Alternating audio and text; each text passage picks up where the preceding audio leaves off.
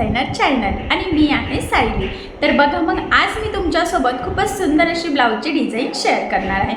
बऱ्याचदा आपल्याला डिझाईन कशी बनवावी हे सुचत नाही, आणि त्याचबरोबर महत्त्वाचं म्हणजे कस्टमरला आपल्याला थोडीशी नवीन आयडिया द्यायची असते, जेणेकरून कस्टमर आपल्याकडे नेहमी येतील, ते आपल्याशी जरा अटॅच राहतील यासाठी।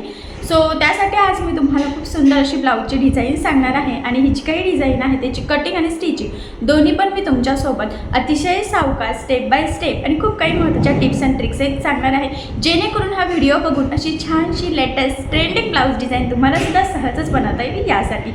आणि अजून एक महत्त्वाचं म्हणजे या डिझाईनची पद्धत इतकी सोपी आहे की बायचान्स जरी तुम्ही कुणी नवीन शिकत असाल तरीसुद्धा तुम्हाला आपला आजचा हा व्हिडिओ बघून अशी छानशी डिझाईन सहज बनवता येईल।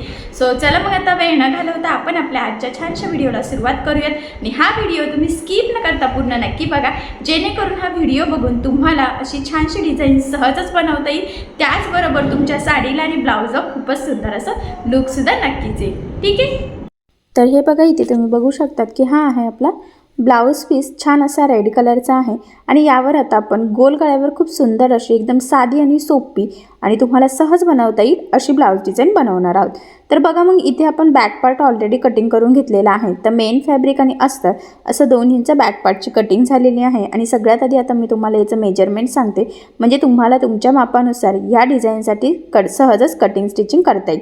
तर बघा, ब्लाऊजची उंची होती 12, 1 इंच मार्जिन, असं टोटल आपण इथे 13 इंचाला मार्किंग करून घेतलेली आहे। त्यानंतर इथून घेतलेला आहे गळा रुंदी आणि शोल्डर असं टोटल 5.5 आणि 2.5 इंच गळा रुंदीची मार्किंगसुद्धा आपण इथे लगेचच करून घेऊ। आणि याचा जो काही मुंडा आहे तर तो सुद्धा आपण आता इथे 5.5 इंचाचा घेतलेला आहे। 1.5ला मार्किंग करून बॅक साईडचा मुंड्याचा शेपसुद्धा दिलेला आहे।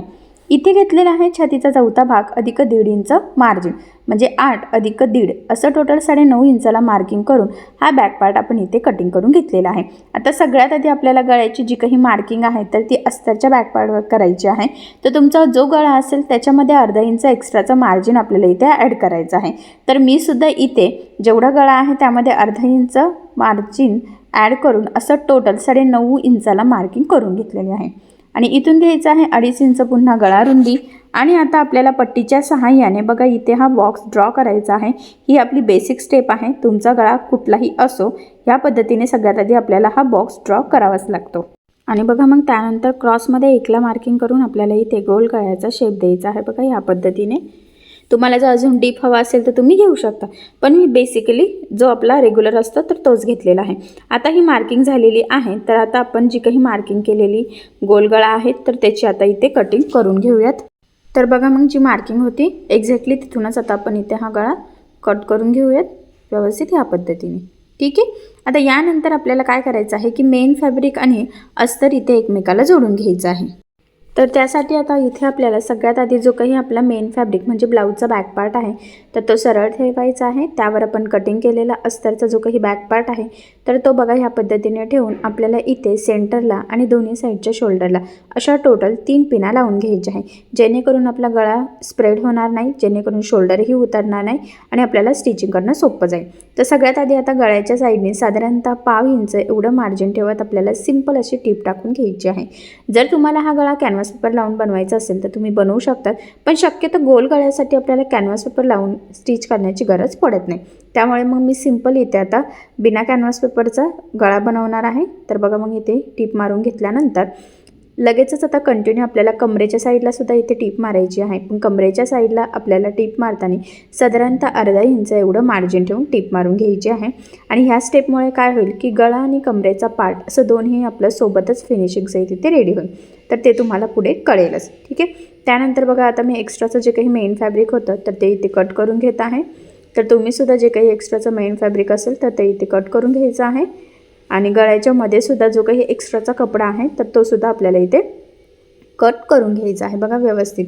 आता इथे काही मार्जिन सोडण्याची गरज नाही आहे। ठीक आहे, आणि यानंतर आता आपल्याला गळ्याला द्यायचे आहे छोटे छोटे कट्स, जेणेकरून ज्यावेळेस आपण हा बॅक पार्ट सरळ करू तर तो प्रॉपर फिनिशिंग सहित फोल्ड व्हावा आणि आपल्याला जसं हवा आहे तसंच त्याचा शेप यावा, यासाठी ही स्टेप खूप इम्पॉर्टंट आहे। आणि बघा मग कट्स मारल्यानंतर या पद्धतीने आपल्याला हा बॅक पार्ट इथे सरळ करून घ्यायचा आहे। सरळ केल्यानंतर कमरेच्या साईडला आणि गळ्याच्या साईडने तो व्यवस्थित प्रॉपर बाहेर काढून प्रेस करून घ्यायचा आहे। आणि आता सगळ्यात आधी आपल्याला इथे जो काही गळा आहे तर त्या गळ्याच्या साईडला द्यायची आहे दाबटीप। तर बघा मग आता गळ्याच्या साईडने दाबटीप देताना काळजी घ्यायची आहे की आपला जो काही आतला अस्तरचा कपडा आहे तर तो वरती दिसणार नाही, जेणेकरून आपली गळ्याची फिनिशिंग बिघडायला नको. फिनिशिंगसाठी ही खूपच महत्त्वाची टीप आहे, तर ही तुम्ही आठवणीने फॉलो करायची आहे. आणि मग त्यानंतर लगेचच आता आपल्याला कमरेच्या साईडला सुद्धा इथे दाबटीप देऊन घ्यायची आहे. आणि इथे सुद्धा सेम की अस्तरचा कपडा वरती दिसणार नाही याची आपल्याला काळजी घ्यायची आहे. आणि इथे तुमच्या लक्षात पण येईल की आता गळा आणि कमरेचा पार्ट बघा आपला इथे दोन्ही पण सोबतच फिनिशिंगचं इथे रेडी होतं आहे. तर ह्या पद्धतीने तुम्ही सुद्धा करू शकतात. इथे कमरपट्टी लावण्याची गरजसुद्धा पडत नाही. आणि यानंतर ह्या पद्धतीने मेन फॅब्रिक आणि अस्तर आपल्याला कडेकडेने जोडून घ्यायचं आहे. आता हे जोडताना जेवढं शक्य आहे तेवढं कमीत कमी मार्जिन पकडायचं आहे, कारण हे मार्जिन आपण कुठेही कॅल्क्युलेट केलेलं नसतं. तर ही सुद्धा एक महत्त्वाची टीप आहे, तर ती सुद्धा तुम्ही फॉलो करायची आहे. टीप मारून झाल्यानंतर जो काही एक्स्ट्राचा मेन फॅब्रिक म्हणजे ब्लाऊज पीसचा जो काही एक्स्ट्राचा कपडा आहे तर तो इथे कटिंग करून घ्यायचा आहे. कारण तुम्हाला सगळ्यांना माहीत आहे अस्तरवर आपण परफेक्ट कटिंग करत असतो, पण ब्लाऊज पीसचा कपडा आपण थोडंसं एक्स्ट्राचं मार्जिन ठेवून कटिंग करत असतो. म्हणूनच मग सगळ्यात आधी आपल्याला या पद्धतीने ते जोडून एक्स्ट्राचं कट करून परफेक्ट मापाचा बॅक पार्ट रेडी करायचा असतो. आणि तो इथे प्रॉपर फिनिशिंगचा इथे रेडीसुद्धा झाला. सेंटरला एक मार्किंग केलेली आहे बघा. आणि इथून ह्या पद्धतीने आपल्याला एक शेप द्यायचा आहे, म्हणजे आउटर साईडने दिलेला आहे, म्हणजे बाहेरच्या साईडने. तर तो आपण पानगळ्याचा दिलेला आहे, पण थोडासा शोल्डरपासून खाली निघत सेम 30 मार्किंग दुसऱ्या साईडनी पण करायची आहे. तर मी जसं फोल्ड केलं तसं फोल्ड करून प्रेस करायचं आणि फेंट मार्किंगवर मी इथे डार्क करून घेतलेला आहे. सो तुम्ही सुद्धा तसंच करायचं. ठीक आहे, इथपर्यंत नक्कीच लक्षात आलेलं असेल. म्हणजे सिंपल गोलगळा होता आणि तिथून खाली आता आपण पानगळ्याचा आकार इथे खडूच्या साह्याने म्हणजे चॉकच्या साह्याने ड्रॉ करून घेतलेला आहे. आता इथे मी गोल्डन दोरा लावलेला आहे, कारण की इथे आता आपल्याला गोल्डन लेस लावायची आहे. तर बघा इथून मी स्टार्ट करते. तर इथे मी गोल्डन लेस घेतली, तुम्ही कॉन्ट्रास्ट पण घेऊ शकतात कुठली साडीला मॅच होणारी. मी इथे डिझायनरच घेतलेली आहे, तुम्हाला वाटत असेल तर तुम्ही सिंपलसुद्धा घेऊ शकतात. आणि जी काही आपण मार्किंग केलेली आहे पानगळ्याच्या शेपची, तर त्या शेपवरच आपल्याला ही लेस इथे लावून घ्यायची आहे. तुम्ही बघू शकतात व्यवस्थित काळजीपूर्वक थोडं थोडं पकडत मी इथे लावत आहे. तर तुम्हीसुद्धा सेम त्याच पद्धतीने करायचं आहे. आणि बरोबर कोपऱ्यावर तिथे ती लेस फोल्ड करायची आहे, म्हणजे पानाचा शेप व्यवस्थित यावा यासाठी. आणि बघा म्हणजे पानगळ्याचा शेप पण आपण कसा दिलेला आहे, वरती तो आपल्या गोलगळ्यालाच मॅच होतो आहे आणि तो बाहेरनं जास्त डीप घेतलेला आहे पण. आणि बघा मग ह्या पद्धतीने व्यवस्थित आपण इथे कडेकडेने थोडं थोडं पकडत ही लेस इथे बरोबर जो काही पानगळ्याचा शेप होता ना तर तिथे लावून घेतलेली आहे. आता ह्या लेसला मी डबल टिप देते, जेणेकरून ती व्यवस्थित पॅक प्रॉपर लागली जाईल आणि फिनिशिंगसुद्धा छान यावी. मी बऱ्याचदा सांगत असते लेस जाड बारीक कशीही असू शक्यतो त्याला डबल टिप देत चालायची. त्याचे 2-3 फायदे असते. फिनिशिंग छान येते, लेसवरती तरंगत नाही आणि ती पॅकसुद्धा लागली जाते. ठीक आहे, आता ही लेस लावल्यानंतर आपल्याला काय करायचं आहे, त्याच्या समोरून एक लेस लावायची आहे. तर 30 लेस घेतलेली आहे. तुम्हाला वाटत असेल तर तुम्ही थोडंसं अजून डिस्टन्ससुद्धा ठेवू शकतात, पण मी काही जास्त डिस्टन्स ठेवलेलं नाही आहे. फक्त थोडीशी आपली रेड कलरची पट्टी दिसते अशा पद्धतीनेच डिस्टन्स ठेवत इथे ही लेस लावून घेत आहे. आणि बघा पानगळ्याच्या तिथेसुद्धा ती व्यवस्थित कोपऱ्यावर फोल्ड करायची आहे आपल्याला. आणि त्यानंतर ती बरोबर कडेकडेने पुन्हा लावून घ्यायची आहे. व्यवस्थित सेम डिस्टन्स ठेवला की एकसारखी नक्कीच लागली जाईल. जर का तुमचा डिस्टन्स कमी जास्त होत असेल तर मग पुन्हा एक मार्किंग तुम्ही करून घेऊ शकतात, म्हणजे ते प्रॉपर असं व्यवस्थित लागली जाईल. तर बघा मग ही लेस इथे लावलेली आहे. आता ह्या लेसला सुद्धा मी डबल टिप देऊन घेते. आता डबल टिप देण्याचे कारण तर मी तुम्हाला मध्येच म्हणजे याआधीच सांगितलेलं आहे, तर तुम्हीसुद्धा आवर्जून इथे डबल टिप देऊन द्यायची आहे. ठीक आहे, तर बघा मग ह्या पद्धतीने व्यवस्थित प्रॉपर असं आपण इथे 2 लेअरमध्ये ही पानगळ्याची लेस लावून घेतलेली आहे. आता इथे गोलगळ्याला तुम्हाला वाटत असेल तर तुम्ही गोल्डन पायपिंग करू शकतात. मोती लेस लावायची असेल तर तीही लावू शकतात, किंवा काहीही नाही लावलं तरीसुद्धा चालेल. ठीक आहे, तर ते तुमच्या मनावर आहे. पण मी इथे काहीच लावत नाही, मी असं सिंपल ठेवते. आणि आता इथे आपल्याला बॅक साईडला टक्स टाकायचे आहे. तर बघा मग इथे सेंटरपासून 4.5 आणि उभा 3 इंचीच मार्किंग केली, कारण की पानगळा खूप डीप येतो आहे ना त्यामुळे. ठीक आहे, आणि आता जी मार्किंग केलेली आहे ना तर त्याच्यावरच बरोबर आपल्याला फोल्ड करून घ्यायचं आहे या पद्धतीने. आणि अर्धा इंचाचं तिरकं डिस्टन्स ठेवत आपण इथे बघा ह्या पद्धतीने टिप टाकून घेतली. तर बघा ह्या टक्सला नेहमी डबल टिप द्यायची आहे. त्याचबरोबर स्टार्टिंग एंडिंगला व्यवस्थित लॉकसुद्धा करायचं आहे, जेणेकरून ते व्यवस्थित प्रॉपर फिनिशिंग सहित आपले टक्स येतील आणि आपल्याला फिटिंगलासुद्धा ब्लाऊज व्यवस्थित बसावा. त्यासाठी ही स्टेप खूपच इम्पॉर्टंट आहे. तर बघा मग दोन्ही साईडला इथे मी टक्स टाकलेले आहेत. आणि आता यानंतर आपल्याला इथे नॉट लावायचा आहे.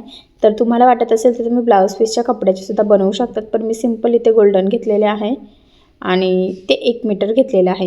म्हणजे एका ब्लाऊज बॅकनेक डिझाईनसाठी आपल्याला इथे 1 मीटर लटकन लागत असतं. तर ते बरोबर सेंटरपासून कट करायचं आहे आणि साधारणतः 2.5 ते 3 इंच खाली शोल्डरपासून खाली असं गळ्याला इथे आपल्याला लावून घ्यायचं आहे. तर 2-3 टिपा देऊन ते व्यवस्थित लॉक करायचं आहे बघा.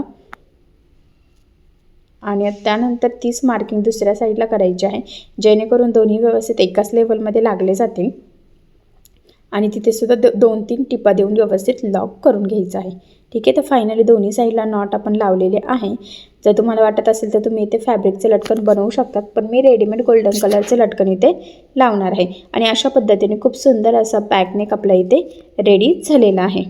तर बघा, मग मी म्हटल्याप्रमाणेच इथे सिंपल असे हे लटकन लावून घेतलेले आहे गोल्डन. पुन्हा सांगते, फॅब्रिकपासून खूप वेगवेगळ्या प्रकारचे लटकन आपण बनवू शकतो आणि त्याचा व्हिडिओ मी याआधी टाकलेला आहे. तर तो व्हिडिओ बघून तुम्हाला जसं आवडेल तसं छानसा तुम्ही इथे लटकन बनवू शकता. ठीक आहे. तर फायनली गोल गळा आणि पान गळा ह्या दोन्ही गळ्याचं कॉम्बिनेशनचं आपण खूप सुंदरशी इथे ब्लाऊज डिझाईन बनवलेली आहे. इथे सेंटरला पॅच किंवा बटन तुम्ही तुमच्या चॉईसनुसार काहीही लावू शकतात. तर बघा, मग फायनली खूप सुंदर अशी गोल गळा आणि पान गळ्याचं कॉम्बिनेशनची आपण ही ब्लाऊज डिझाईन इथे बनवून घेतलेली आहे. जरी तुम्ही कुणी नवीन शिकत असाल तरीसुद्धा तुम्हाला ही ब्लाऊज डिझाईन सहजच बनवता येईल. इतक्या सोप्या पद्धतीने मी सांगण्याचा इथे प्रयत्न केलेला आहे. आणि बऱ्याच कस्टमरला गोल गळा हा आवडतसुद्धा असतो.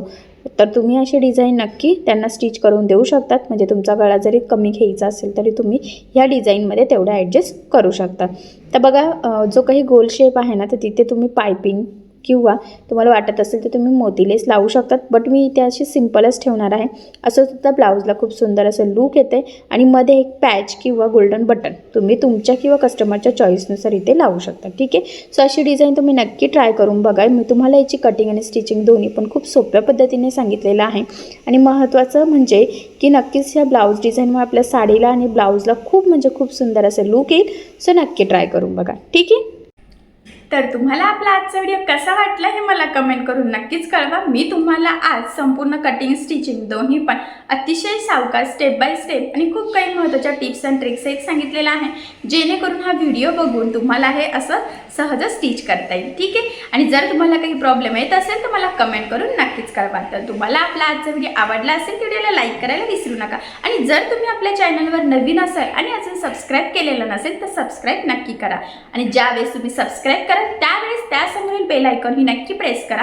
त्यामुळे काय होईल, जेव्हा मी नवीन व्हिडिओज टाकेल त्याचं नोटिफिकेशन तुम्हाला तुमच्या मोबाईलवर येईल. जेणेकरून जर तुम्ही सबस्क्राईब केलेलं असेल तर तो नवीन टाकलेला व्हिडिओ तुम्हाला लगेच मिळेल. तुम्हाला तो खूप शोधावा सुद्धा लागणार नाही. ठीक आहे. चला मग आता आपण आपला आजचा व्हिडिओ इथेच थांबूयात आणि भेटूया पुन्हा नवीन अशा छानशा व्हिडिओमध्ये. तोपर्यंत टेक केअर, काळजी घ्या. आणि आपला आजचा व्हिडिओ शेवटपर्यंत पूर्ण बघितल्याबद्दल thank you so much. Bye bye.